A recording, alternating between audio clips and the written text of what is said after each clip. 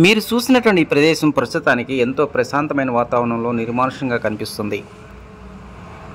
ఈ ప్రదేశానికి ఒకవైపున హైకోర్టు, మరోవైపు విట్టి కళాశాల, మరోవైపు వెలగపూడి.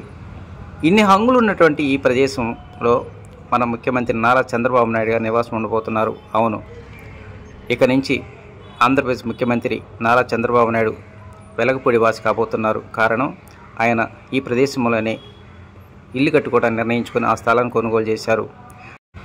గత 4 రోజుల నుంచి ముఖ్యమంత్రి స్థలం కొనుగోలు సంబంధించి ఈ ప్రాంతం మొత్తం హాట్ టాపిక్గా మారింది. ప్రతి ఒక్కరూ తమ ప్రాంతంలో, మరి ముఖ్యంగా వెలగపూడి ప్రాంతంలోనే ముఖ్యమంత్రి ఇల్లు కట్టుకోబోతున్నారనే సమాచారం తెలుసుకున్నటువంటి వెలగపూడి ప్రాంతవాసులు మాత్రం ఆనందం వ్యక్తం చేస్తూ ఉన్నారు.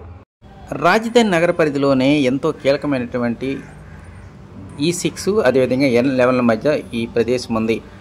ఎటు చూసినా అంటే అసెంబ్లీ ఒకవైపు, హైకోర్టు, విట్టి కళాశాల అన్నీ కోతవేడి దూరంలోనే అందుబాటులో ఉన్నటువంటి ఈ యొక్క రోడ్డు పక్కనే ఆయన నివాసం ఉండబోతుంది. త్వరలో నిర్మాణం కానున్నటువంటి ఈ ఇంటికి సంబంధించి ఇప్పటికే సాయిల్ టెస్ట్ ప్రారంభించారు.